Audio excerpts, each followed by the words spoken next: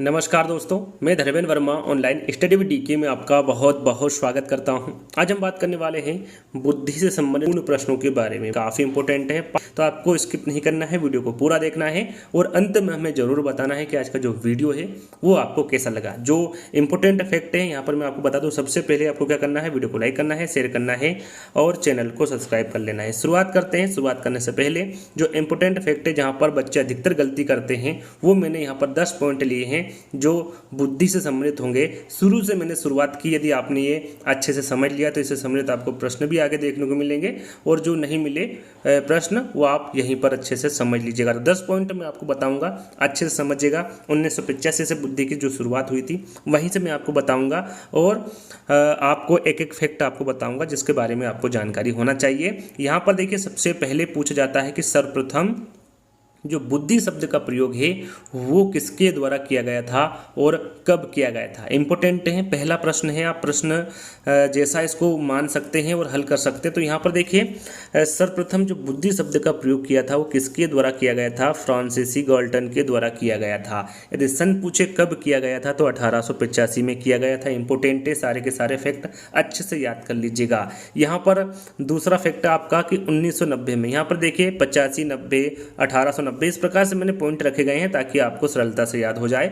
तो 1890 में केटल ने पेंसिल्वेनिया विश्वविद्यालय में मेंटल टेस्ट एंड मैनेजमेंट मानसिक परीक्षण एवं मापन नामक पुस्तक का प्रकाशन किया। यहाँ पर देखिए दो तरह के प्रश्न पूछे जाते हैं कि मानसिक परीक्षण एवं मापन जो पुस्तक है वो किसके द्वारा लिखी गई है। तो याद रखिएगा वो केटल के द्वारा लिखी गई है। कब लिखी गई है, 1890 में लिखी गई। कब लिखी गई है, 1890 में। कहाँ पर लिखी गई है, तो पेंसिल्वेनिया विश्वविद्यालय में लिखी गई है। कौन सी, यदि इंग्लिश में वहाँ पर आ जाए तो आपको याद रखना है mental test and management. Hindi में से कहेंगे मानसिक परीक्षण एवं मापन। इंपॉर्टेंट है, ध्यान दीजिएगा। और इसी पुस्तक में इन्होंने जो यहाँ पर देख सकते हैं कि 1890 में केटल ने मानसिक परीक्षण शब्द का प्रयोग किया था। प्रश्न में पूछा जाता है कि मानसिक परीक्षण शब्द का प्रयोग किसके द्वारा किया गया है, तो यह केटल के द्वारा किया गया है। कौन सी बुक्स में इन्होंने जिक्र किया है मानसिक परीक्षण का, तो वो पुस्तक यही है, बुक यही है, मेंटल टेस्ट एंड मैनेजमेंट या फिर मानसिक परीक्षण एवं मापन। किसके द्वारा किया गया है, तो केटल के द्वारा किया गया है। कब किया गया है, 1890 में किया गया है। आगे बात करते हैं। यहाँ पर देखिए बहुत सारे बच्चे कंफ्यूज हो जाते हैं। यहाँ पर सबसे पहला बुद्धि परीक्षण पूछा जाता है कि सबसे पहला बुद्धि परीक्षण कौन सा है, तो वो है बीने साइमन बुद्धि परीक्षण। कौन सा है, बीने साइमन बुद्धि परीक्षण। कब हुआ था, 1905 में। सन आपको याद रखना है, सन भी पूछा जाता है, 1905 में। यहाँ पर देखिए मानसिक आयु दी हुई है कि सबसे पहले मानसिक आयु शब्द का प्रयोग किसके द्वारा किया गया था, तो याद रखिएगा ये अल्फ्रेड बीने के द्वारा किया गया था। यहाँ पर आपको कंफ्यूज बिल्कुल भी नहीं होना है। यहाँ पर मानसिक परीक्षण पूछे तो आपका राइट आंसर क्या होगा, केटल होगा। और यहाँ पर देख लीजिए, दोनों एक साथ देख लीजिए। मानसिक परीक्षण पूछे तो राइट आंसर आपका केटल होगा और मानसिक आयु पूछे तो आपका सही आंसर क्या होगा, अल्फ्रेड बीने होगा। यहाँ पर बिल्कुल भी आपको कंफ्यूज नहीं होना है। परीक्षण आए तो केटल होगा और आयु आए तो अल्फ्रेड बीने होगा। सन यहाँ पर 1890 होगा और यहाँ पर 1908 होगा। तो आपको इनको छोटी छोटी बातों का ध्यान रखना है। आगे बढ़ते हैं। ज़्यादातर बच्चे गलती यहाँ पर करते हैं कि जो सर्वप्रथम बुद्धि लब्धि का जो सूत्र दिया था, देखिए बुद्धि लब्धि का सूत्र सर्वप्रथम किसके द्वारा दिया गया था और उसको संशोधित किसके द्वारा किया गया था। ये दो प्रश्न पूछे जाते हैं, दोनों में बच्चे अधिकतर गलती करते हैं, तो दोनों को मैं क्लियर कर दूंगा। सबसे पहले यदि सन पूछे तो आपका 1912 होगा। ये इंपॉर्टेंट है कि जो सर्वप्रथम बुद्धि लब्धि या फिर IQ जिसे कहते हैं, इसका जो सूत्र दिया था वो किसके द्वारा दिया था, स्टर्न और कुहलमान के द्वारा। ज़्यादातर जो विकल्प होता है उसमें स्टर्न दिया होता है। ज़्यादातर जो विकल्प होते हैं वो क्या दिया होता है, उसमें स्टर्न दिया होता है, साथ में कुहलमान बहुत कम दिया होता है। लेकिन आपको दोनों नाम याद करना है। स्टर्न और कुहलमान के द्वारा बुद्धि लब्धि का जो सूत्र दिया गया था वो 1912 में दिया था। यहाँ पर देखिए कौन सा बुद्धि लब्धि का सूत्र दिया था वो भी आपको पता होना चाहिए, मानसिक आयु बटे वास्तविक आयु। यहाँ पर देखिए वर्तमान नहीं पूछा गया है। यदि वर्तमान में पूछेंगे तो आगे मैं बताऊंगा क्या होगा वर्तमान में। यहाँ पर सर्वप्रथम जो बुद्धि लब्धि का सूत्र दिया था वो कौन सा है, मानसिक आयु बटे वास्तविक आयु। बस इतना ही बुद्धि लब्धि का सूत्र है जो कि 1912 में सर्वप्रथम स्टर्न और कुहलमान के द्वारा दिया गया था। अब यहाँ पर देखिए अब यहाँ पर एक बात आपको देखना है, सूत्र जो है बुद्धि लब्धि का वो संशोधित सूत्र है, ये किसके द्वारा दिया गया है? तो ये टर्मन के द्वारा दिया गया है, स्टर्न के द्वारा और कुलेमान के द्वारा ये सर्वप्रथम दिया गया था बुद्धि लब्धि का सूत्र। और यहाँ पर संशोधित सूत्र पूछे तो वो टर्मन के द्वारा दिया गया है। कब दिया है?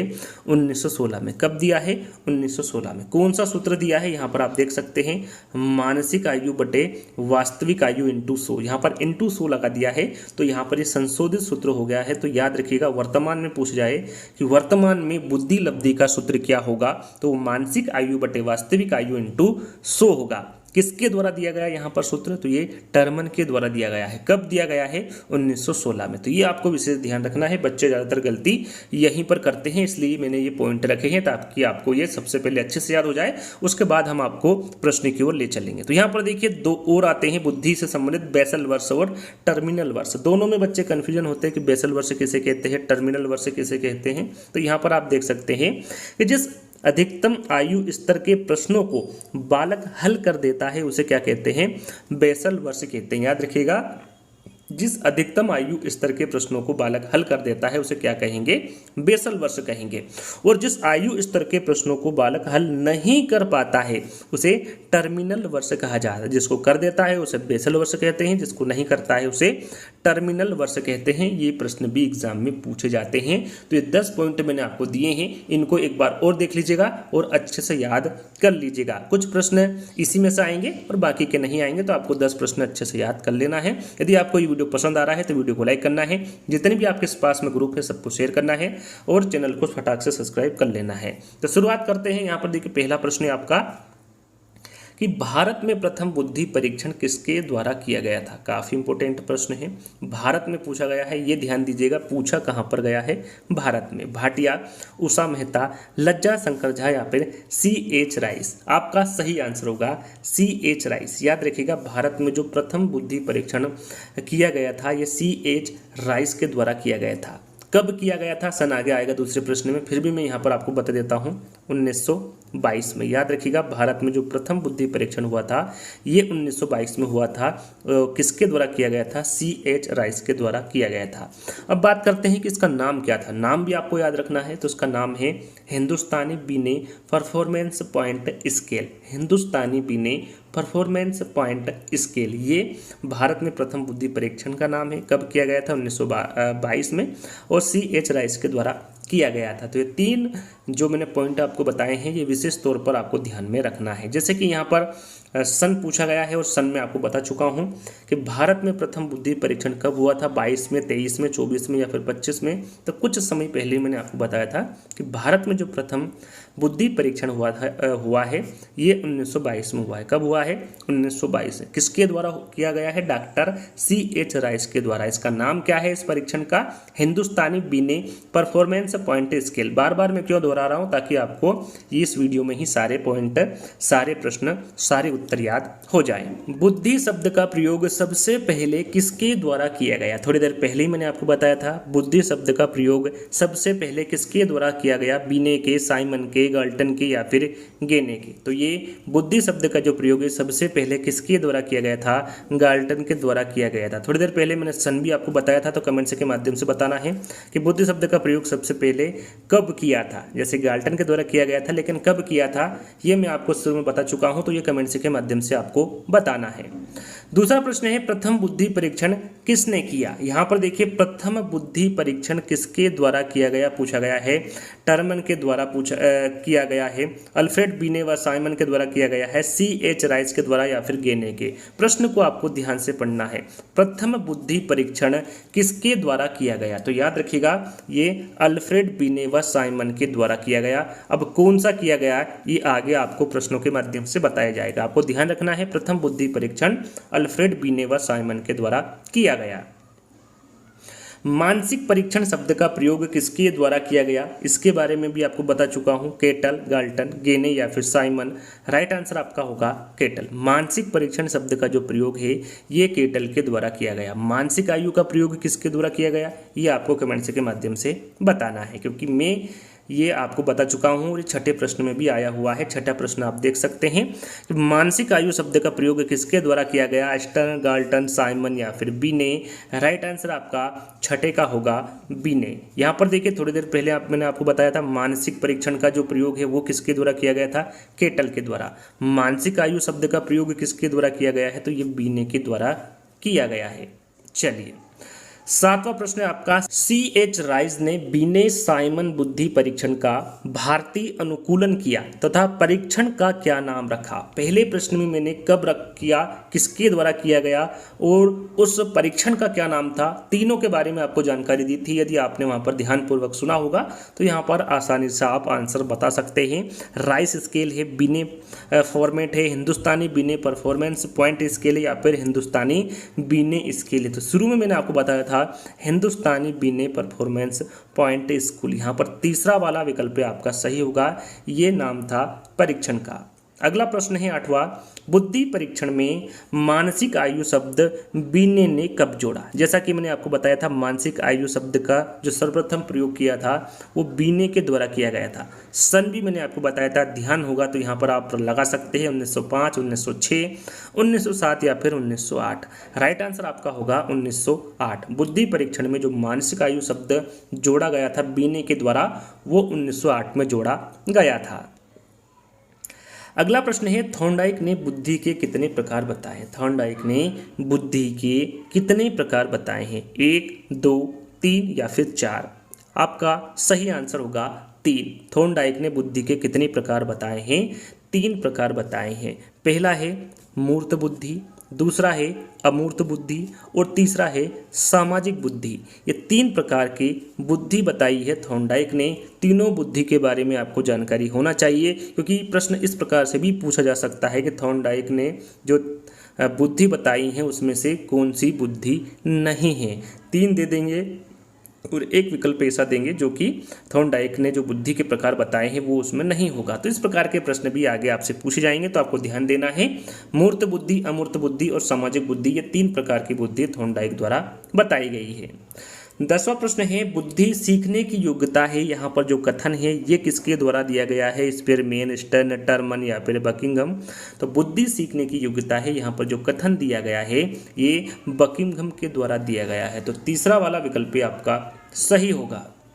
बुद्धि का एक कारक सिद्धांत किसने दिया। यहाँ पर देखिए जितने भी सिद्धांत हैं बुद्धि के, जैसे कि एक कारक सिद्धांत, द्विकारक सिद्धांत, त्रिकारक सिद्धांत, बहुकारक सिद्धांत, समूह कारक सिद्धांत, प्रतिदर्श सिद्धांत, पदानुक्रम सिद्धांत, त्रिआयाम सिद्धांत और भी जो सिद्धांत है, त्रितत्व, त्रिचापी सिद्धांत, संज्ञानात्मक विकास का सिद्धांत, तो ये सभी मैं आपको एक एक करके यानी कि 14-15 जो इंपॉर्टेंट सिद्धांत है एक एक करके मैं आपको बता दूंगा। यहाँ पर एक कारक सिद्धांत के बारे में पूछा गया है, ये किसके द्वारा दिया गया है, स्पीयरमैन, गाल्टन, साइमन, बीने, टर्मन और स्टर्न। तो यहाँ पर देखिए बुद्धि का जो एक कारक सिद्धांत है ये अल्फ्रेड बीने के द्वारा दिया गया है। यहाँ पर देखिए टर्मन और स्टर्न तो बहुत कम दिए जाते हैं विकल्प में, अल्फ्रेड बीने ज़्यादातर दिया जाता है विकल्प में। तो बीने आपको याद रख लेना है, अल्फ्रेड बीने के द्वारा बुद्धि का एक कारक सिद्धांत दिया गया है। कब दिया गया है, तो ये 1911 को दिया गया है। कब दिया गया है, 1911 को दिया गया है। और ये बीने कहाँ के रहने वाले थे, तो ये फ्रांस के रहने वाले थे। याद रखिएगा जो एक कारक सिद्धांत है इसे एक खंड का सिद्धांत, एक तत्व का सिद्धांत, एक घटक का सिद्धांत, एक इकाई का सिद्धांत और निरंकुशवादी सिद्धांत के नाम से भी एक कारक सिद्धांत को इस नाम से भी जाना जाता है। यहाँ पर देखिए एक प्रश्न और पूछा जाता है कि बुद्धि का सबसे प्राचीन सिद्धांत कौन सा है। ऐसा प्रश्न एग्जाम में पूछा जाता है कि बुद्धि का प्राचीन सिद्धांत कौन सा है, तो वो एक कारक सिद्धांत। याद रखिएगा एक कारक सिद्धांत ये बुद्धि का प्राचीन सिद्धांत है, तो ये आपको ध्यान में रखना है। चलिए, किसने एक कारक सिद्धांत को निरंकुशवादी सिद्धांत माना है। जैसा कि मैंने आपको बताया था कि एक कारक सिद्धांत को निरंकुशवादी सिद्धांत भी कहा जाता है। ये किसके द्वारा माना गया है, जॉनसन, पियाजे, टर्मन या फिर मन। याद रखिएगा ये जो निरंकुशवादी सिद्धांत माना है ये जॉनसन के द्वारा माना है। किसके द्वारा माना है, जॉनसन ने इस सिद्धांत को निरंकुशवादी सिद्धांत माना है।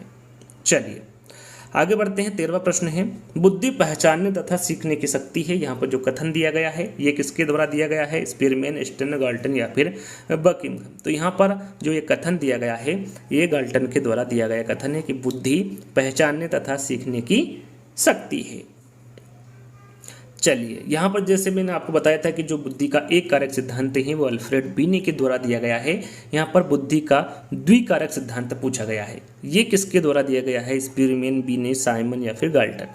तो ये जो जो बुद्धि का द्विकारक सिद्धांत है ये किसके द्वारा दिया गया है? तो ये स्पीयरमैन के द्वारा दिया गया है। यहाँ पर बुद्धि का द्विकारक से इन्होंने जो द्विकारक बताया है, पहला है जी कारक और दूसरा है एस कारक। यहाँ पर एक और प्रश्न पूछा जाता है त्रिकारक के बारे में कि जो बुद्धि का त्रिकारक सिद्धांत है वो किसके द्वारा दिया गया है? तो याद रखिएगा वो भी स्पीयरमैन के द्वारा ही दिया गया है। द्विकारक सिद्धांत और त्रिकारक सिद्धांत ये दोनों ही स्पीयरमैन के द्वारा दिए गए सिद्धांत हैं। चलिए, 15वां प्रश्न है, जैसा कि मैंने अभी आपको बताया बुद्धि का त्रिकारक सिद्धांत ये किसके द्वारा दिया गया है? तो ये भी स्पीयरमैन के द्वारा ही दिया गया है। ये याद आपको रखना है कब दिया गया है। यदि ये पूछे तो आपसे द्विकारक के बारे में पूछे तो वो दिया गया है आपका 1904 में। याद रखिएगा 1904 में द्विकारक सिद्धांत दिया है और 1911 में त्रिकारक सिद्धांत दिया है। ये आपको विशेष रूप से ध्यान रखना है। चलिए, बुद्धि का त्रिआयामी सिद्धांत किसने दिया? थोड़ी देर पहले द्विकारक और त्रिकारक के बारे में आपको बताया था कि स्पीयरमैन के द्वारा दिया गया। अब यहाँ पर त्रिआयामी सिद्धांत के बारे में पूछा गया है। मैं आपको यहाँ पर बता दूँ कि त्रितत्व का सिद्धांत, त्रिआयामी सिद्धांत, त्रिचापी सिद्धांत और त्रिस्तरीय सिद्धांत ये सभी अलग अलग सिद्धांत हैं और इनके अलग अलग प्रतिपादक या फिर इनको अलग अलग मनोवैज्ञानिकों द्वारा दिया गया है। तो ये आपको विशेष तौर पर ध्यान देना है। यदि त्रिकारक या फिर त्रितत्व सिद्धांत के बारे में पूछे तो वो स्पीयरमैन के द्वारा दिया गया है। इसका आंसर मैं थोड़ी देर बाद बताऊंगा, पहले इनके बारे में सुन लीजिए। त्रिचापी सिद्धांत ये किसके द्वारा दिया गया है? तो ये रॉबर्ट स्टनबर्ग के द्वारा दिया गया है। और त्रिस्तरीय सिद्धांत के बारे में पूछे तो ये कैरोल द्वारा दिया गया है। किसके द्वारा? त्रिस्तरीय जो सिद्धांत हैं ये कैरोल द्वारा दिया गया है। अब बात करते हैं प्रश्न की ओर कि जो त्रिआयामी सिद्धांत हैं ये किसके द्वारा दिया गया है? तो याद रखिएगा ये गिलफोर्ड के द्वारा दिया गया है। किसके द्वारा दिया गया है? यह सिद्धांत गिलफोर्ड के द्वारा दिया गया है। त्रिआयामी यानी कि जो 3 आयाम इन्होंने बताए हैं वो कौन कौन से हैं इनके बारे में आपको जानकारी होना चाहिए।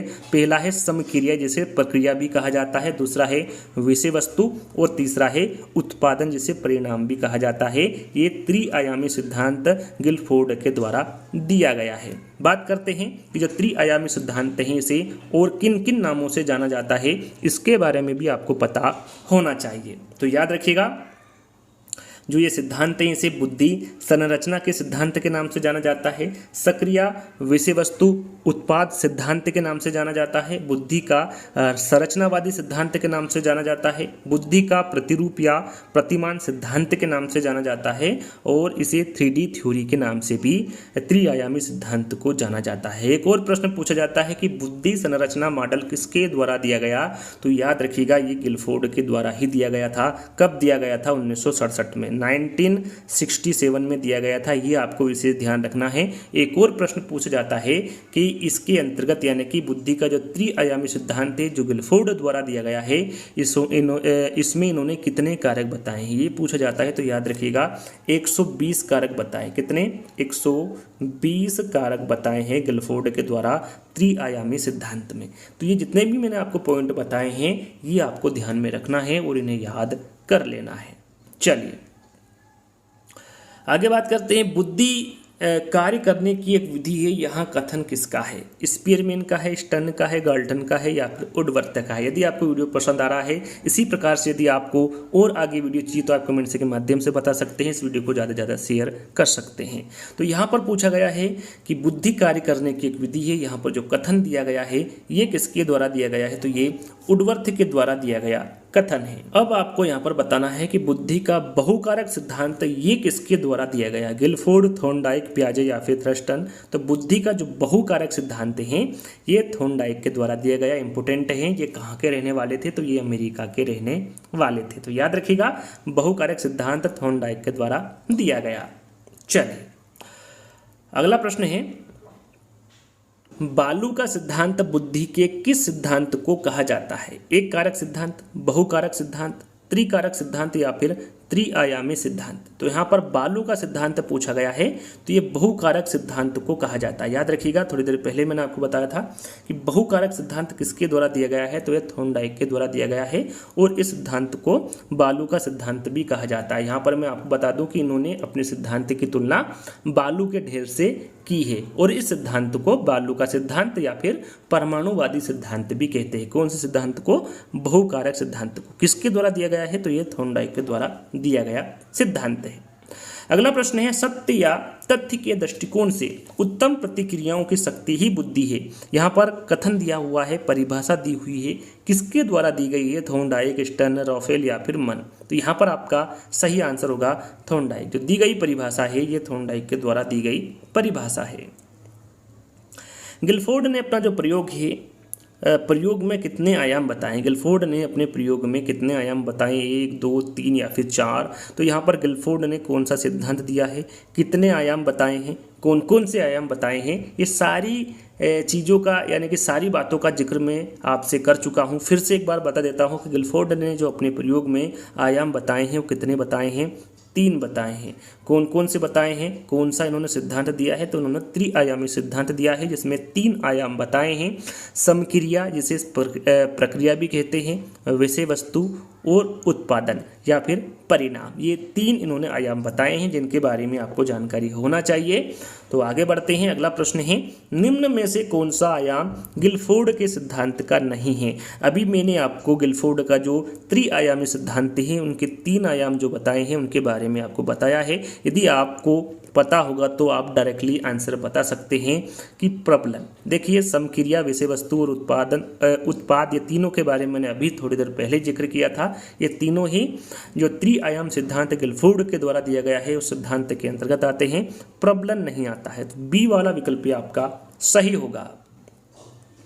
अनुभव के अनुसार लाभ उठाने की योग्यता ही बुद्धि है, यह कथन किसका है? बर्ट का, स्टर्न का, डियरबोर्न का या फिर मन का? तो यहाँ पर जो दिया गया कथन है ये डियरबोर्न का कथन है कि अनुभव के अनुसार लाभ उठाने की योग्यता ही बुद्धि है। बुद्धि का समूह कारक सिद्धांत, यहाँ पर देखिए समूह कारक सिद्धांत के बारे में आपको बताना है। ये किसकी द्वारा दिया गया? मैंने शुरू में आपको बताया, एक कारक सिद्धांत अल्फ्रेड बीने के द्वारा दिया गया, द्विकारक त्रिकारक स्पीयरमैन के द्वारा दिया गया, उसके बाद में बहुकारक का सिद्धांत थॉर्नडाइक के द्वारा दिया गया। ये सभी सिद्धांत में थोड़ी देर पहले ही आपको बताया हूँ। यहाँ पर अब समूह कारक सिद्धांत के बारे में आपको बताना है, किसके द्वारा दिया गया? गिलफोर्ड, थॉर्नडाइक, पियाजे या फिर थर्स्टन। तो यहाँ पर आपका सही आंसर होगा थर्स्टन। जो बुद्धि का समूह कारक सिद्धांत है ये थर्स्टन के द्वारा दिया गया। कब दिया गया? तो ये 1938 में दिया गया। कब दिया गया? 1938 में दिया गया। एक बात और आपको ध्यान में रखना है कि इस सिद्धांत को प्राथमिक मानसिक योग्यता का सिद्धांत भी कहते हैं। प्रश्न में पूछा जाता है कि प्राथमिक मानसिक योग्यता का जो सिद्धांत है वो किसे कहा जाता है? तो वो थर्स्टन का सिद्धांत समूह कारक सिद्धांत को कहा जाता है। याद रखिएगा, सन भी आपको ध्यान रखना है 1938। बुद्धि इन 4 शब्दों में निहित है, ज्ञान, आविष्कार, निर्देश और आलोचना। यह कथन किसका है? यहाँ पर जो कथन दिया हुआ है ये किसका है? स्पीयरमैन का, बीने का, साइमन का या फिर गाल्टन का?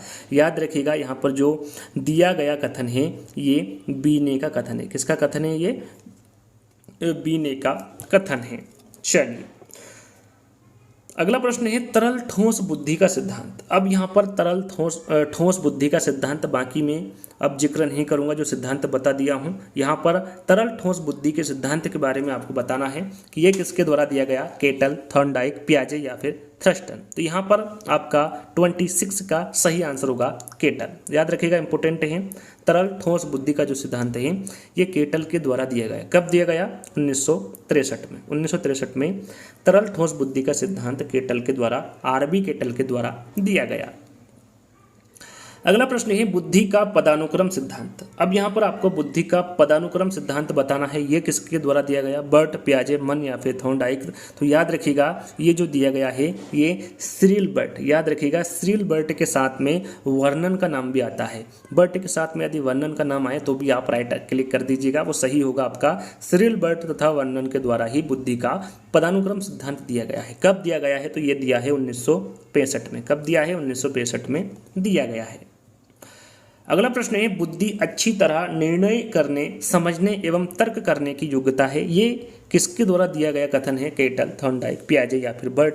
राइट आंसर आपका होगा बर्ट। जो दिया गया कथन है ये सिरिल बर्ट के द्वारा दिया गया कथन है। बुद्धि का क व ख, ये पूछा गया प्रश्न है। क व ख सिद्धांत या फिर ए व बी जो सिद्धांत हैं ये किसके द्वारा दिया गया है? पियाजे, बर्नन या फिर थॉर्नडाइक? तो यहाँ पर जो दिया गया कथन है बुद्धि का क व ख सिद्धांत, ये हेब के द्वारा दिया गया कथन है।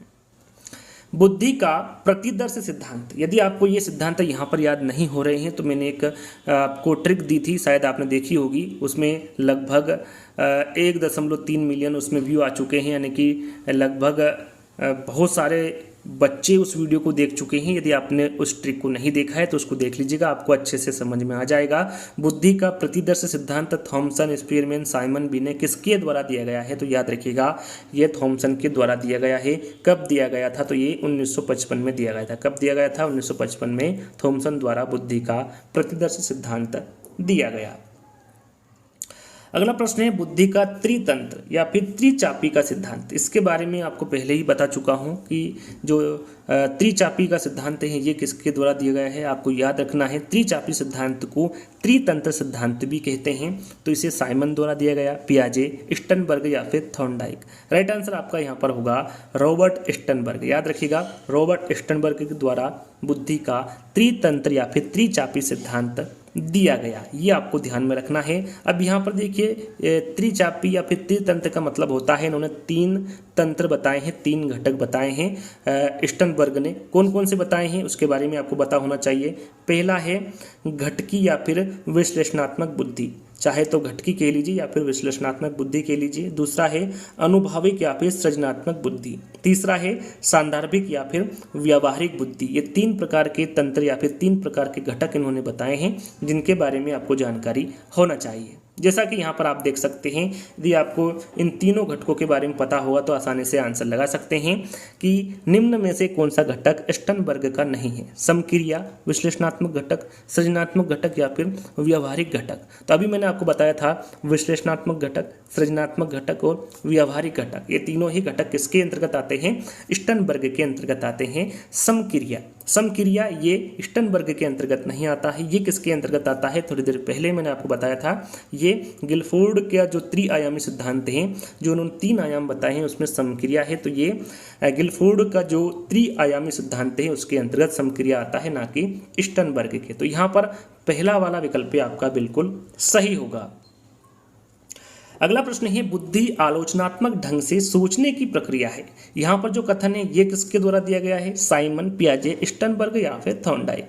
राइट आंसर आपका होगा स्टनबर्ग। जो दिया गया कथन है ये स्टनबर्ग का कथन है। बुद्धि का बहुबुद्धि सिद्धांत किसने दिया? ये भी इंपॉर्टेंट है। बुद्धि का बहुबुद्धि सिद्धांत ये किसके द्वारा दिया गया? साइमन, पियाजे, हार्वर्ड गार्डनर या फिर थॉर्नडाइक? याद रखिएगा जो बुद्धि का बहुबुद्धि सिद्धांत है ये हार्वर्ड गार्डनर के द्वारा दिया गया। कब दिया गया? 1983 में। कब दिया गया? 1983 में दिया गया। और इन्होंने जो बुद्धि के जो प्रकार बताए हैं वो कितने बताए हैं इसके बारे में भी आपको पता होना चाहिए। सबसे पहले हार्वर्ड गार्डनर कहाँ के रहने वाले थे? तो ये अमेरिका के रहने वाले थे। वैसे तो सबसे पहले इन्होंने कितने बताए हैं? 7, फिर 8 बताए हैं, फिर 9 बताए हैं। तो वर्तमान में पूछे तो कितने बुद्धि के प्रकार बताए हैं? 9 प्रकार बताए हैं। अब 9 प्रकार कौन कौन से हैं उनके बारे में आपको पता होना चाहिए। पहला भाषाई बुद्धि है, दूसरा है स्थानिक बुद्धि, तीसरा है तार्किक बुद्धि, चौथा है शारीरिक गतिक बुद्धि, 5वां है अंतर्वैयक्तिक बुद्धि, 6ठा है अंतरावैयक्तिक बुद्धि, 7वां है संगीतात्मक बुद्धि, 8वां है प्राकृतिक बुद्धि और 9वां है अस्तित्ववादी बुद्धि। यानी कि 2 जो बाद में जोड़े गए जो प्रकार हैं वो है प्राकृतिक बुद्धि और अस्तित्ववादी बुद्धि। तो इन सभी 9 प्रकारों को आपको ध्यान में रखना है, इनको याद कर लेना है। बुद्धि का लेवल फर्स्ट तथा सेकंड सिद्धांत किसने दिया? या फिर लेवल 1 तथा 2 सिद्धांत ये किसके द्वारा दिया गया? साइमन, पियाजे, वुडवर्थ या फिर जॉनसन? तो यहाँ पर जो दिया गया सिद्धांत हैं ये जॉनसन के द्वारा दिया गया। किसके द्वारा?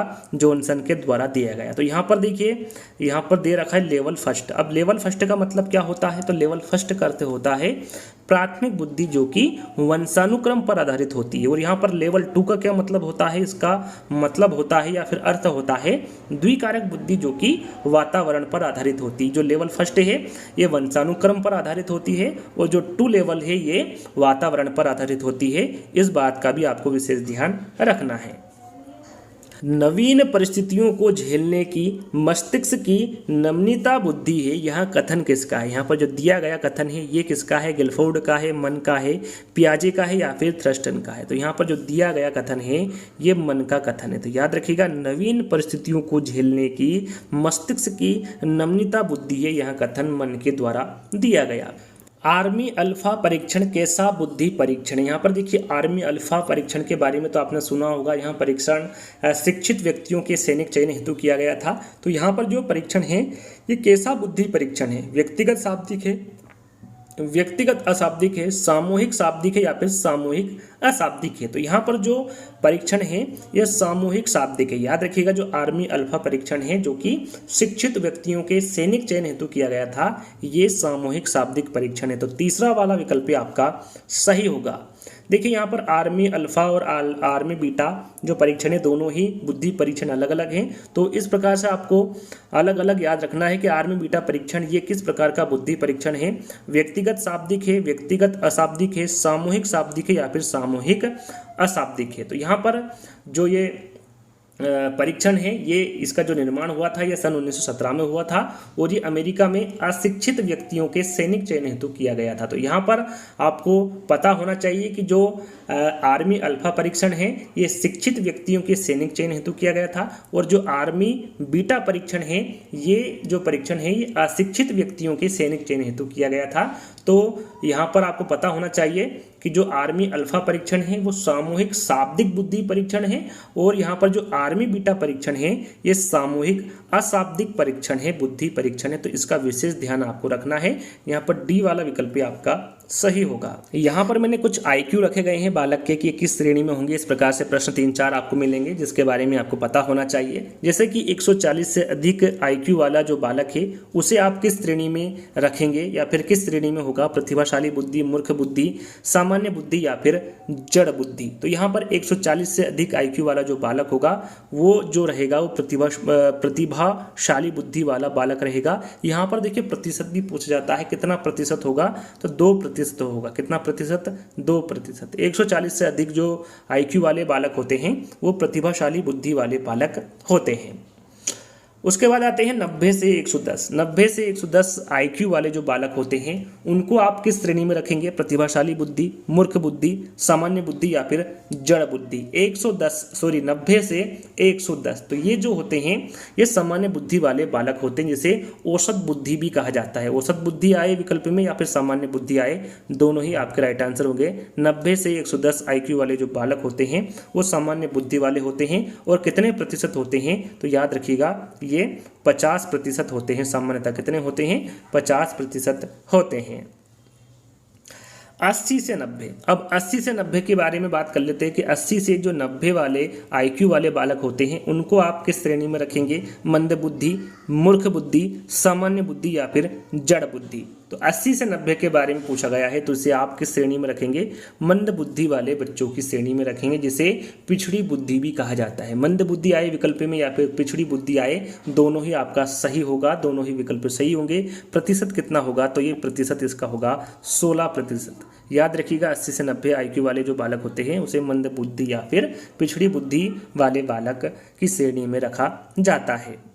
अब बात करते हैं 110 से 120। 110 से 120 IQ वाले बालक ये किस श्रेणी में होते हैं, प्रतिभाशाली बुद्धि, मूर्ख बुद्धि, सामान्य बुद्धि, तीव्र बुद्धि। तो यहाँ पर देखिए प्रतिभाशाली के बारे में आपको बता चुका हूँ, सामान्य बुद्धि के बारे में बता चुका हूँ। तो मूर्ख बुद्धि और तीव्र बुद्धि दोनों में आपका आंसर छुपा हुआ है। अब कौन सा आंसर होगा 110 से 120 में, तो याद रखिएगा इसे आप रखेंगे तीव्र बुद्धि में। 110 से 120 वाले जो बालक होते हैं ये तीव्र बुद्धि वाले होते हैं। इसे श्रेष्ठ बुद्धि भी कहा जाता है, प्रखर बुद्धि भी कहा जाता है और उत्तम बुद्धि भी कहा जाता है। यानी कि तीव्र बुद्धि की जगह श्रेष्ठ बुद्धि आ जाए, प्रखर बुद्धि आ जाए या फिर उत्तम बुद्धि आ जाए, आपका सही आंसर होगा। प्रतिशत में बात करें तो इसका जो प्रतिशत होता है वो कितना होता है, 16% होता है।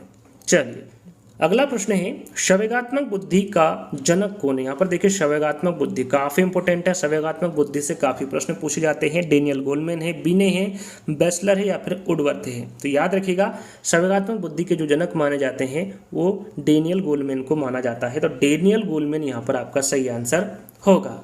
चलिए अगला प्रश्न है संवेगात्मक बुद्धि शब्द का प्रयोग किसने किया था। यहाँ पर देखिए प्रयोग के बारे में पूछा गया है कि संवेगात्मक बुद्धि शब्द का सर्वप्रथम प्रयोग किसके द्वारा किया गया था। बेसलर, वुडवर्थ, बिने, डॉक्टर जॉन मेयर तथा पीटर। तो ये किया गया था डॉक्टर जॉन मेयर तथा पीटर। यहाँ पर ध्यान देना है संवेगात्मक बुद्धि शब्द का प्रयोग किसके द्वारा किया गया था। तो ये जॉन मेयर तथा पीटर के द्वारा किया गया था।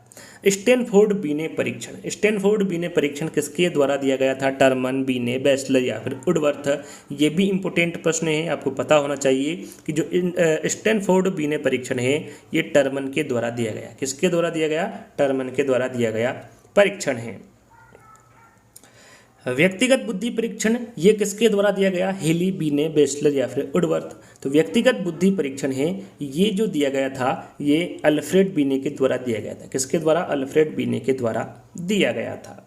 थॉर्नडाइक के अनुसार बुद्धि का प्रकार नहीं है। जैसा कि मैंने आपको बताया था 3 प्रकार आपको थॉर्नडाइक के अनुसार बुद्धि के मैंने आपको बताए थे। एक प्रकार नहीं है, वो कौन सा नहीं है। अमूर्त बुद्धि, संवेगात्मक बुद्धि, सामाजिक बुद्धि या फिर गत्यात्मक बुद्धि। तो यहाँ पर आपने यदि 3 प्रकार सुने होंगे, याद रखे होंगे, तो यहाँ पर आप बता सकते हैं संवेगात्मक बुद्धि ये बुद्धि का प्रकार नहीं है। थॉर्नडाइक संवेगात्मक बुद्धि किसके द्वारा दिया गया है। तो ये गोलमैन के द्वारा दिया गया है। थोड़ी देर पहले ही मैंने आपको बताया था। अगला प्रश्न है साइमन बुद्धि परीक्षण कितने वर्ष तक के बालकों के लिए था। साइमन बुद्धि परीक्षण ये कितने वर्ष तक के बालकों के लिए था। 2 से 12 वर्ष, 3 से 15 वर्ष, 4 से 12 वर्ष या फिर 5 से 15 वर्ष। तो राइट आंसर आपका यहाँ पर होगा 3 से 15 वर्ष। साइमन बुद्धि परीक्षण ये 3 से 15 वर्ष तक के बालकों के लिए था। यहाँ पर आपका सामूहिक बुद्धि परीक्षण शाब्दिक के जो प्रतिपादक है वो कौन है। बिने है, पियाजे है, आर्थर एस ऑर्टिस है या फिर स्टर्न है। तो यहाँ पर जो सामूहिक बुद्धि परीक्षण के जो प्रतिपादक होंगे वो आर्थर एस ऑर्टिस होंगे। यहाँ पर तीसरा वाला विकल्प आपका बिल्कुल सही होगा। जैसा कि मैंने आपको बताया थोड़ी देर पहले कि जो 50वां प्रश्न जो क्यूज के तौर पर आपको दिया जाएगा, 50 लिखकर आपको बताना है कि इसका सही आंसर क्या होगा। ए होगा, बी होगा, सी होगा या फिर डी होगा। बुद्धि का विकास कितनी आयु तक होता है। 17 वर्ष, 18 वर्ष, 19 वर्ष या फिर 20 वर्ष। ये आपको कमेंट्स के माध्यम से बताना है कि जो बुद्धि का विकास है ये कितने आयु तक होता है। तो इसके बारे में आपको कमेंट्स के माध्यम से बताना है। थॉर्नडाइक के अनुसार बुद्धि का प्रकार नहीं है। यहाँ पर देखिए सबसे पहले आपको पता होना चाहिए कि थॉर्नडाइक ने बुद्धि के कितने प्रकार बताए हैं। तो याद रखिएगा थॉर्नडाइक ने बुद्धि के कितने प्रकार बताए हैं। 3 प्रकार बताए हैं। आगे इसके बारे में भी आपको जानकारी दी जाएगी। आप कौन कौन से 3 प्रकार। पहला है आपका अमूर्त बुद्धि, सामाजिक बुद्धि और यांत्रिक बुद्धि जिसे गत्यात्मक बुद्धि भी कहते हैं। तो यहाँ पर आपको समझ में आ गया होगा कि अमूर्त बुद्धि, सामाजिक बुद्धि और गत्यात्मक बुद्धि। जो गत्यात्मक बुद्धि है इसे यांत्रिक बुद्धि भी कहा जाता है। यदि यहाँ पर यांत्रिक बुद्धि भी आ जाए तो आपका सही आंसर होगा। तो यहाँ पर पूछा गया है कि थॉर्नडाइक के अनुसार बुद्धि का प्रकार कौन सा नहीं है। तो संवेगात्मक बुद्धि। संवेगात्मक बुद्धि ये थॉर्नडाइक के अनुसार बुद्धि का प्रकार नहीं है। कितने प्रकार बताए हैं। 3 प्रकार। तीनों प्रकारों के बारे में आपको पता होना चाहिए। आपको क्यूज के तौर पर प्रश्न दे रहा हूं कि जो संवेगात्मक बुद्धि है ये किसके द्वारा दी गई। वैसे तो आगे बताऊंगा लेकिन अभी आपको आंसर देना है।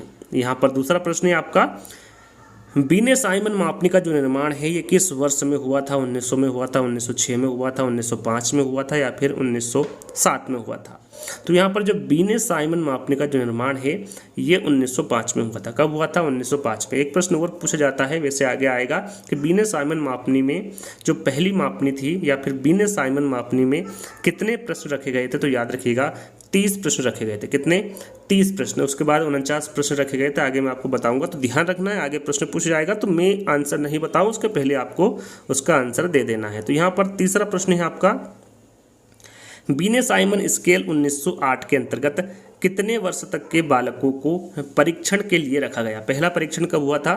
1905 में हुआ था और दूसरा कब हुआ था। 1908 में। तो ये जो परीक्षण हुआ था इसके अंतर्गत कितने वर्ष तक के बालकों को परीक्षण के लिए रखा गया था ये पूछा गया है। 13, 12, 11 या फिर 10। तो यहाँ पर आपका राइट आंसर होगा 13। याद रखिएगा बिने साइमन स्केल 1908 के अंतर्गत जो 13 वर्ष के बच्चे होते हैं उनको परीक्षण के लिए रखा गया था। तो पहला वाला विकल्प आपका सही होगा। अगला प्रश्न, मानसिक आयु का प्रयोग सर्वप्रथम निम्न में से किस मापदंड में किया गया था। यहाँ पर देखिए मापदंड पूछा गया है। जो पहला परीक्षण हुआ था वो 1905 में हुआ था, लेकिन उसमें मानसिक आयु का प्रयोग नहीं हुआ था। किस में हुआ था? 1908 में। बीने साइमन माप ने 1908 में मानसिक आयु का प्रयोग सर्वप्रथम किया गया था। ये याद आपको ध्यान में रखना है। तो बी वाला विकल्प आपका सही होगा। चलिए अगला प्रश्न है, बुद्धि का प्रथम वाचिक सामूहिक परीक्षण है। यहाँ पर देखिए वाचिक सामूहिक परीक्षण आपको बताना है। आर्मी अल्फा परीक्षण, आर्मी बीटा परीक्षण, आर्मी जनरल क्लासिफिकेशन टेस्ट या फिर बीने साइमन परीक्षण। तो यहाँ पर वाचिक सामूहिक परीक्षण के बारे में पूछा गया है, तो वो आपका आर्मी अल्फा परीक्षण होगा। यानी कि पहला वाला जो विकल्प होगा वो आपका सही होगा। जहां पर आपको डाउट लगे आप कमेंट्स के माध्यम से पूछ सकते हैं। अगला प्रश्न है, विशिष्ट बालक का संबंध होता है किससे होता है? बुद्धि से होता है, शिक्षा से होता है, पाठ्य सामग्री से होता है या फिर खेल से होता है। तो विशिष्ट बालकों का जो संबंध होता है वो किससे होता है? बुद्धि से होता है। चलिए अगला प्रश्न है, भावात्मक बुद्धि का पारिभाषिक शब्द देने वाले विद्वान कौन से? भावात्मक बुद्धि के बारे में पूछा गया है। ये जो शब्द हैं ये देने वाले विद्वान कौन थे? डेनियल गोलमैन, टर्मन, बीने या फिर गाल्टन। तो यहाँ पर देखिए भावात्मक बुद्धि या फिर इसे आप संवेगात्मक बुद्धि भी कह सकते हैं। तो संवेगात्मक बुद्धि जहाँ पर आ जाए आपका सही आंसर क्या होगा? Daniel Goleman. डेनियल गोलमैन संवेगात्मक बुद्धि से संबंधित प्रश्न पूछा जाता है। या फिर भावात्मक बुद्धि से पूछे तो याद रखिएगा भावात्मक बुद्धि का पारिभाषिक शब्द देने वाले विद्वान कौन थे? डेनियल गोलमैन थे। यहाँ पर पहला प्रश्न मैंने आपसे पूछा था और उसमें पूछा था कि संवेगात्मक बुद्धि किसके द्वारा दी गई है, तो आपका सही आंसर क्या होगा? डेनियल गोलमैन के द्वारा दी गई है। अगला प्रश्न है, बुद्धि पर वंशानुक्रम का प्रभाव होता है, यह किसके द्वारा कहा गया? ये परिभाषा है, परिभाषा एग्जाम में पूछी जाती है। किसके द्वारा दी गई परिभाषा है? माथुर के, डॉक्टर माथुर के, गेशल के, गाल्टन के या फिर टर्मन के। राइट आंसर आपका होगा यहाँ पर बुद्धि पर वंशानुक्रम का जो प्रभाव पड़ता है ये टर्मन के द्वारा कहा गया। अगला प्रश्न, बहुवादी बुद्धि ज्ञान को अनेक पद्धतियों से प्रदान कर एक से अधिक कौशलों को प्रकट करती है। यहाँ पर जो विचार दिया गया या फिर जो परिभाषा दी गई है ये किसके द्वारा दी गई है? कोहन, हर्बर्ट, गार्डनर या फिर जॉनसन।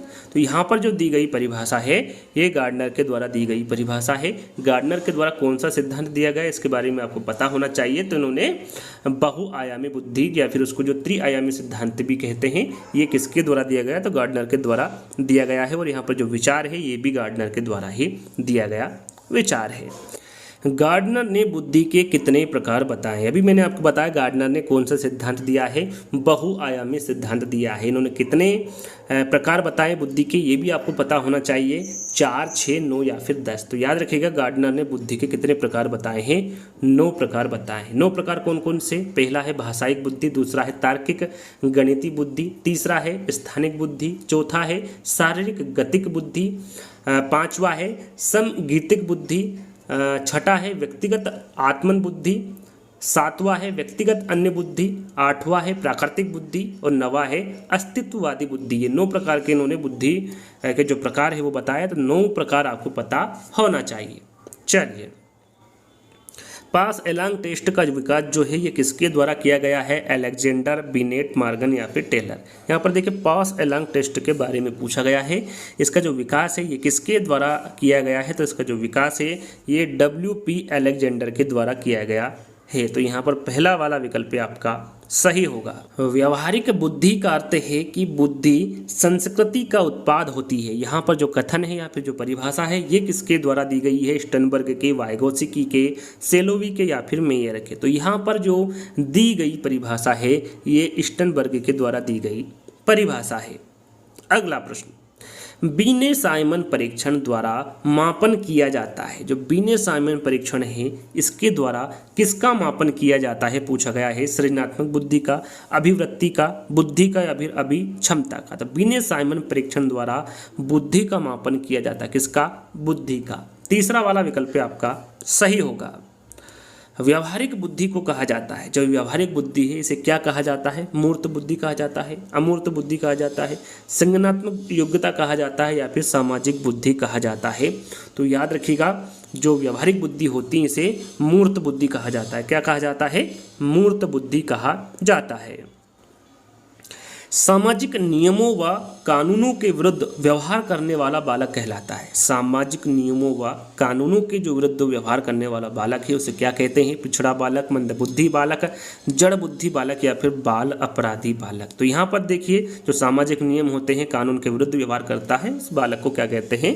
बाल अपराधी बालक कहते हैं। तो डी वाला विकल्प आपका बिल्कुल सही होगा। हम में से कुछ लोग, कुछ जो लंबे हैं तथा कुछ जो छोटे हैं, कुछ जो गोरे हैं तथा कुछ जो काले हैं, कुछ लोग मजबूत हैं तथा कुछ कमजोर हैं। यहाँ पर जो कथन दिया गया है ये किस स्थापित सिद्धांत पर आधारित है? यहाँ पर आपको सिद्धांत बताना है किस पर आधारित है। बुद्धि व लैंगिक विभिन्नता पर आधारित है, बुद्धि व प्रजाति विभिन्नता पर आधारित है, व्यक्तिक विभिन्नता पर आधारित है या फिर व्यक्तिक प्रगतिशीलता पर आधारित है। तो यहाँ पर आपका सही आंसर होगा, यदि आप देखेंगे तो ये क्या है? व्यक्तिक विभिन्नता है। तो व्यक्तिक विभिन्नता पर यह आधारित है, व्यक्तिक विभिन्नता सिद्धांत पर यह आधारित है। तो तीसरा वाला विकल्प यहाँ पर आपका सही होगा। अगला प्रश्न है बुद्धि समावेश करती है, किसका करती है? अपसारी चिंतन का, समालोचित चिंतन का, अभिसारी चिंतन का या फिर विचारशील चिंतन का। जो बुद्धि है वो किसको समावेशित करती है पूछा गया है। तो याद रखिएगा ये अभिसारी चिंतन को समावेशित करती है बुद्धि। तो यहाँ पर अभिसारी चिंतन यानी कि तीसरा वाला विकल्प आपका सही होगा। अगला प्रश्न है संवेगात्मक बुद्धि बुद्धि लब्धि से अधिक महत्वपूर्ण क्यों? पुस्तक के लेखक कौन है? काफ़ी इंपोर्टेंट पुस्तक के पूछा जाता है। तो याद रखिएगा जहाँ पर संवेगात्मक आ जाए आप आंख बंद करके गोलमेन पर टिक कर दीजिएगा, क्योंकि संवेगात्मक बुद्धि में जो उन्होंने पुस्तक लिखी या फिर किसके द्वारा यहाँ सिद्धांत दिया गया है संवेगात्मक बुद्धि का, तो ये डेनियल गोलमेन के द्वारा दिया गया है। और जो पुस्तक है संवेगात्मक बुद्धि बुद्धि लब्धि से अधिक महत्वपूर्ण क्यों, यहाँ पुस्तक भी डेनियल गोलमेन के द्वारा ही लिखी गई है। निम्न में से किस मनोवैज्ञानिकों ने संवेगात्मक बुद्धि पर काम किया है? Harvard gardener, John D mayor व पीटर साल्वे, डेनियल गोलमेन या फिर उपरोक्त सभी। यहाँ पर पूछा गया है कि किसने कौन से मनोवैज्ञानिक है जिन्होंने संवेगात्मक बुद्धि पर काम किया है। तो याद रखिएगा हार्वर्ड गार्डनर ने भी किया है, जॉन डी मेयर व पीटर साल्वे ने भी किया है और डेनियल गोलमेन के द्वारा भी किया गया है। तो यहाँ पर आपका 69 का सही आंसर होगा। उपरोक्त सभी तीनों ने ही संवेगात्मक बुद्धि पर काम किया है। बुद्धि इन 4 शब्दों में निहित है, ज्ञान, आविष्कार, निर्देश और आलोचना। यह कथन किस मनोवैज्ञानिक का है? यहाँ पर पूछा गया है कि बुद्धि इन 4 शब्दों में निहित है, ज्ञान, आविष्कार, निर्देश और आलोचना। यहाँ पर जो कथन है, जो परिभाषा है, ये किस मनोवैज्ञानिक द्वारा दी गई है? स्पीयरमैन, थॉर्नडाइक, रायबर्न या फिर अल्फ्रेड बी ने। राइट आंसर आपका यहाँ पर होगा अल्फ्रेड बी ने। याद रखिएगा इंपोर्टेंट यहाँ पर कथन है, बुद्धि इन 4 शब्दों में निहित है, ज्ञान, आविष्कार, निर्देश और आलोचना। यहाँ पर जो बताया गया है, जो कथन है, ये अल्बर्ट बीने के द्वारा कहा गया है। किसी समुदाय में आसानी से संबंध बनाने व समायोजित होने की क्षमता कहलाती है बौद्धिक क्षमता, अभिक्षमता, आध्यात्मिक क्षमता या फिर सावैगिक बुद्धि। तो यहाँ पर 71 का आपका सही आंसर होगा सावैगिक बुद्धि। याद रखिएगा किसी समुदाय में आसानी से संबंध बनाने व समायोजित होने की क्षमता क्या कहलाती है? सावैगिक बुद्धि कहलाती है। अगला प्रश्न है संवेगात्मक बुद्धि को लोकप्रिय बनाने का श्रेय किसे जाता है? गोलमेन को, मेयर को, पीटर को या फिर थॉर्नडाइक को? तो सभी को पता है कि संवेगात्मक बुद्धि को लोकप्रिय बनाने का जो श्रेय है ये डेनियल गोलमेन को जाता है। तो यहाँ पर पहला वाला विकल्प आपका सही होगा। बुद्धि की गुणवत्ता स्नायु तंतुओं की मात्रा पर निर्भर करती है। बुद्धि के मात्रा सिद्धांत से संबंधित यहाँ पर जो कथन दिया गया है ये किसका है? टर्मन का, थॉर्नडाइक का, स्पीयरमैन का या फिर केली का? तो यहाँ पर जो दिया गया कथन है ये थॉर्नडाइक के द्वारा दिया गया कथन है। निम्नलिखित में से बौद्धिक वातावरण को प्रभावित करने वाला सबसे महत्वपूर्ण कारक कौन सा है? यहाँ पर देखिए बौद्धिक वातावरण को प्रभावित करने वाला सबसे महत्वपूर्ण कारक पूछा गया है। विद्यालय का वातावरण, परिवार का वातावरण, आस पड़ोस का वातावरण या फिर सांस्कृतिक वातावरण। तो यहाँ पर आपका सही आंसर होगा विद्यालय का वातावरण। यहाँ पर देखिए बौद्धिक वातावरण के बारे में पूछा गया है, तो ये विद्यालय का वातावरण प्रभावित करने वाला सबसे महत्वपूर्ण कारक है। निम्नलिखित में से कौन सा बालक के मानसिक स्वास्थ्य पर प्रभाव डालने वाला कारक नहीं है? परिवार में गरीबी, स्नेह का अभाव, कक्षा में नींद आना या फिर पारिवारिक क्लेश। तो यहाँ पर आपका सही आंसर होगा कक्षा में नींद आना। याद रखिएगा, जो कक्षा में नींद आना यह बालक के मानसिक स्वास्थ्य पर प्रभाव डालने वाला कारक नहीं है। अगला प्रश्न है भाटिया बैटरी। भाटिया बैटरी का प्रयोग निम्न में से किसके मापन हेतु किया जाता है? अभी क्षमता, बुद्धि, व्यक्तित्व या फिर रुचि। राइट आंसर आपका 76 का होगा बुद्धि। याद रखिएगा, भाटिया बैटरी का जो प्रयोग है ये बुद्धि मापन हेतु किया जाता है। सामान्य तथा विशिष्ट कारक सिद्धांत का जो प्रतिपादन है ये किसके द्वारा किया गया? अल्फ्रेड बीने के, स्पीयरमैन के, गिलफोर्ड के या फिर थ्रस्टन के। राइट आंसर आपका होगा स्पीयरमैन। द्विकारक सिद्धांत जिसे बोलते हैं या फिर उसे सामान्य तथा विशिष्ट कारक भी बोला जाता है, ये किसके द्वारा दिया गया है? तो ये स्पीयरमैन के द्वारा दिया गया है। त्रिकारक के बारे में पूछे कि त्रिकारक सिद्धांत किसके द्वारा दिया गया है, तो ये भी स्पीयरमैन के द्वारा दिया गया है। यहाँ पर देखिए, मैं आपको 4 सिद्धांत बता रहा हूँ जिसमें ज़्यादातर बच्चे कन्फ्यूज होते हैं। त्रितत्व सिद्धांत, त्रिआयामी सिद्धांत, त्रिचापी सिद्धांत और त्रिस्तरीय सिद्धांत। ये ऐसा लगता है कि एक ही सिद्धांत, लेकिन ये अलग अलग सिद्धांत हैं, सभी के अलग अलग वैज्ञानिक हैं। तो मैं आपको एक बार रिपीट करा देता हूँ, पहले जो पार्ट बना उसमें मैंने आपको बताया था, फिर बता देता हूँ। त्रितत्व सिद्धांत पूछे कि त्रितत्व सिद्धांत किसके द्वारा दिया गया है, तो ये स्पीयरमैन के द्वारा दिया गया है। त्रिआयामी सिद्धांत ये गिलफोर्ड के द्वारा दिया गया है। त्रिचापी सिद्धांत ये रॉबर्ट स्टनबर्ग के द्वारा दिया गया है। और जो त्रिस्तरीय सिद्धांत हैं ये केरोल के द्वारा दिया गया है। तो ये 4 सिद्धांत हैं जिसमें ज़्यादातर बच्चे कन्फ्यूज होते हैं, तो इसमें आपको कन्फ्यूज नहीं होना है। जो मैंने आपको बताया उसी को आपको याद कर लेना है। तो यहाँ पर आपको स्पष्ट हो गया, ये सामान्य तथा विशिष्ट कारक सिद्धांत ये या फिर जो द्विकारक का सिद्धांत है ये स्पीयरमैन के द्वारा दिया गया। बुद्धि के त्रिआयामी सिद्धांत के अनुसार बुद्धि के कारक की संख्या कितनी? यहाँ पर देखिए, त्रिआयामी सिद्धांत पूछा गया है। तो त्रिआयामी सिद्धांत मैंने अभी आपको बताया किसके द्वारा दिया गया, तो ये गिलफोर्ड के द्वारा दिया गया है। तो यहाँ पर बताना है कि इनके अनुसार बुद्धि के कारक की संख्या उन्होंने कितनी बताई है, 90, 110, 135 या फिर 120। तो यहाँ पर आपका सही आंसर होगा 120। याद रखिएगा, बुद्धि के त्रिआयामी सिद्धांत के अनुसार बुद्धि के कारक की संख्या इन्होंने कितनी बताई है, 120 बताई है। स्टैनफोर्ड बीने परीक्षण मापन करता है, ये किसका करता है? स्टैनफोर्ड बीने परीक्षण मापन करता है, किसका करता है? व्यक्तित्व का, बुद्धि का, पढ़ने की दक्षता का या फिर इनमें से कोई नहीं। राइट आंसर आपका यहाँ पर होगा बुद्धि का। जो स्टैनफोर्ड बीने परीक्षण है ये किसका मापन करता है, तो ये भी बुद्धि का मापन करता है। 12 वर्ष से 16 वर्ष के बच्चों के लिए हिंदी में डॉक्टर एस जलोटा ने कौन सा परीक्षण प्रतिपादित किया? यहाँ पर देखिए, डॉक्टर एस जलोटा के द्वारा पूछा गया है कि इनके द्वारा कौन सा परीक्षण प्रतिपादित किया गया है, जो कि इन्होंने कितने से कितने वर्ष के बच्चों के लिए बनाया गया था, तो 12 वर्ष से 16 वर्ष के बच्चों के लिए। आगे ये प्रश्न पूछा जाएगा तो आपको यहीं पर याद कर लेना है। तो इनके द्वारा जो परीक्षण है वो कौन सा है? अशाब्दिक बुद्धि परीक्षण है, साधारण मानसिक योग्यता परीक्षण है, आर्मी अल्फा परीक्षण है या फिर चित्रांकन परीक्षण है। तो यहाँ पर आपका सही आंसर होगा साधारण मानसिक योग्यता परीक्षण इनके द्वारा प्रतिपादित किया गया, जो कि 12 वर्ष से 16 वर्ष के बच्चों के लिए होता है। किसके द्वारा प्रतिपादित किया गया? डॉक्टर एस जलोटा के द्वारा प्रतिपादित किया गया। निम्न में से कौन सा बुद्धि का सिद्धांत नहीं? यहाँ पर देखिए, बुद्धि का सिद्धांत कौन सा नहीं है पूछा गया है। एक तत्व सिद्धांत, प्रत्यगमन का सिद्धांत, द्वितत्व सिद्धांत या फिर बहुतत्व सिद्धांत। तो यहाँ पर जो प्रत्यगमन का सिद्धांत है ये बुद्धि का सिद्धांत नहीं है। एक तत्व का जो सिद्धांत है ये किसके द्वारा दिया गया, तो ये अल्फ्रेड बीने के द्वारा दिया गया। द्वितत्व का सिद्धांत और त्रितत्व का सिद्धांत दोनों ही स्पीयरमैन के द्वारा दिया गया। और यहाँ पर बहुतत्व सिद्धांत, देखिए बहुतत्व सिद्धांत कह लीजिए, बहुकारक सिद्धांत कह लीजिए, बहुखंड सिद्धांत कह लीजिए या फिर मात्रा का सिद्धांत कह लीजिए, सभी एक ही सिद्धांत हैं। उसके प्रतिपादक कौन है? थॉर्नडाइक। कौन है? थॉर्नडाइक है बहुतत्व सिद्धांत के। तो इनके बारे में आपको जानकारी होना चाहिए, बहुत ही इंपॉर्टेंट है, बार बार एग्जाम में पूछा जाता है। अगला प्रश्न है, बुद्धि के तरल क्रिस्टलीय प्रतिमान के जो प्रतिपादक है वो कौन थे? केटेल, थॉर्नडाइक, वर्नन या फिर स्किनर। तो यहाँ पर आपका सही आंसर होगा केटेल। याद रखिएगा, बुद्धि के तरल क्रिस्टलीय प्रतिमान के जो प्रतिपादक होंगे वो केटेल होंगे। बुद्धि मापन के भाटिया बैटरी परीक्षण में कितने उप परीक्षण हैं? 5 है, 4 है, 8 है या फिर 7 है? तो याद रखिएगा बुद्धि मापन के भाटिया बैटरी में जो परीक्षण होंगे, जो उप परीक्षण होंगे वो कितने होंगे, उनकी संख्या कितनी होगी? 5 होगी। अब 5 कौन कौन से उनके बारे में भी आपको पता होना चाहिए। पहला है पैटर्न ड्राइंग परीक्षण, दूसरा है कोहस का ब्लॉक डिजाइन परीक्षण, तीसरा है चित्र निर्माण परीक्षण, चौथा है अलेक्जेंडर पास परीक्षण और पांचवा है अंकों के लिए तत्काल स्मृति परीक्षण। ये 5 प्रकार के इन्होंने उप परीक्षण दिए हैं, तो ये आपको ध्यान में रखना है। तो पहला वाला विकल्प आपका सही होगा।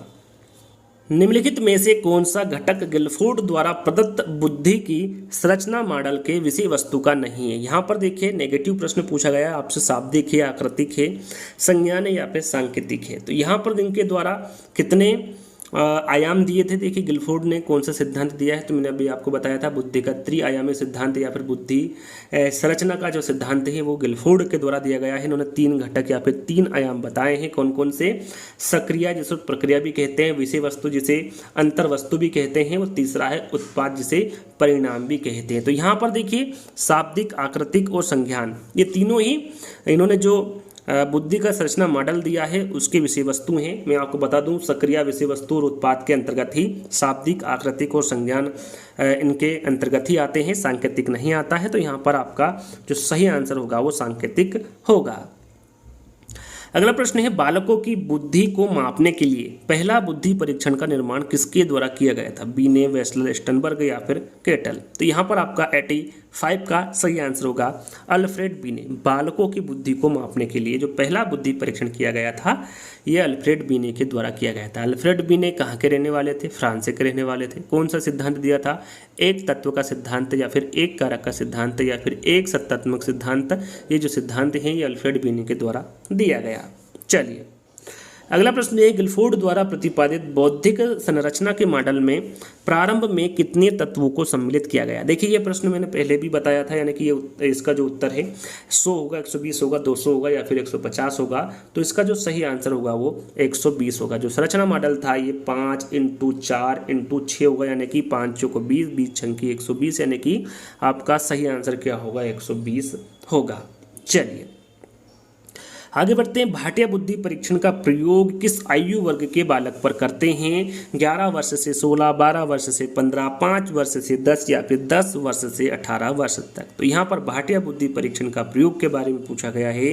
राइट आंसर आपका होगा 11 वर्ष से 16 वर्ष तक के जो बच्चे होते हैं, जो बालक होते हैं, उन पर प्रयोग किया जाता है भाटिया बुद्धि परीक्षण का। तो पहला वाला विकल्प आपका बिल्कुल सही होगा। निम्न में से कौन सी बुद्धि गार्डनर के बहुबुद्धि सिद्धांत को प्रदर्शित नहीं करती? यहाँ पर देखिए फिर से वही प्रश्न पूछा गया, चारों विकल्पों को बदल दिया गया है। बुद्धि गार्डनर के बहुबुद्धि सिद्धांत को प्रदर्शित नहीं करती। शारीरिक, गत्यात्मकता, भाषाई, संगीतात्मक या फिर सांस्कृतिक। राइट आंसर यहाँ पर होगा आपका सांस्कृतिक। याद रखिएगा बुद्धि गार्डनर के बहुबुद्धि सिद्धांत को जो प्रदर्शित नहीं करती है वो सांस्कृतिक नहीं करती है। आगे बढ़ते हैं। अगला प्रश्न है आपका गिलफोर्ड के बुद्धि संरचना प्रतिरूप में प्राप्त योग्यताओं का निम्न में से किस क्रम में नामांकन किया गया है? थोड़ी देर पहले मैंने आपको बताया था गिलफोर्ड ने कौन सा सिद्धांत दिया गया है? त्रिआयामी सिद्धांत दिया गया है। इन्होंने 3 आयाम बताए हैं, लेकिन क्रम वाइज यहाँ पर आपको बताना है पहला, दूसरा, तीसरा कौन सा है। तो यहाँ पर देखिए पहला नंबर पर आपका आता है समक्रियात, दूसरे नंबर पर समघटक और तीसरे नंबर पर उत्पाद। तो ये जो क्रम है ये आपका सही होगा गिलफोर्ड के बुद्धि संरचना प्रतिरूप में प्राप्त योग्यता के अनुसार। तो यहां पर आपका जो सही आंसर होगा वो पहला वाला होगा। बुद्धि समवर्धिक चिंतन है, यहाँ जो कथन है ये किसके द्वारा दिया गया? वेस्लर, बर्ट, स्पीयरमैन या फिर स्टोडर्ट। तो यहाँ पर आपका सही आंसर होगा जो दिया गया कथन है ये स्पीयरमैन के द्वारा दिया गया कथन है। गेरिट ने कितने प्रकार की बुद्धि का उल्लेख किया है? 2, 3, 4 या फिर 5। गेरिट ने कितने प्रकार की बुद्धि का उल्लेख किया है? तो यहाँ पर मैं आपको बता दूं गेरिट के बारे में पूछे या फिर थॉर्नडाइक के बारे में पूछे, दोनों ने ही 3 प्रकार की बुद्धि बताई। कितने प्रकार की बुद्धि बताई हैं? 3 प्रकार की, मूर्त, अमूर्त और सामाजिक, ये दोनों ने ही बताई हैं। तो याद रखिएगा गेरिट के बारे में पूछे, गेरिट के बारे में पूछे या फिर थॉर्नडाइक के बारे में पूछे, दोनों ने ही 3 प्रकार की बुद्धि बताई है, मूर्त बुद्धि, अमूर्त बुद्धि और सामाजिक बुद्धि। चलिए आगे बढ़ते हैं। वैसे इसका सही आंसर आपको पता चली गया होगा। कितनी बुद्धि का उल्लेख किया है? 3 बुद्धि का उल्लेख किया है। अमूर्त बुद्धि वाले बालकों की रुचि होती है, खिलौनों को तोड़ने में होती है, खिलौनों को जोड़ने में होती है, पुस्तक पढ़ने में होती है या फिर सबके साथ मिलजुल कर रहने में होती है। अमूर्त बुद्धि वाले बालक के बारे में पूछा गया है, तो इनकी जो रुचि होती है ये पुस्तकें पढ़ने में होती हैं। तो तीसरा वाला विकल्प ही आपका सही होगा। बिने साइमन परीक्षण 1905 में प्रश्नों की संख्या थी, जैसा कि मैंने शुरू में आपको बताया था कितनी थी प्रश्नों की संख्या, 30, 40, 50 या फिर 90। तो शुरू में मैंने आपको बताया था कितनी थी, 30 थी। बिने साइमन परीक्षण 1905 में प्रश्नों की संख्या कितनी थी, 30 थी। तो पहला वाला जो विकल्प होगा वो आपका सही होगा।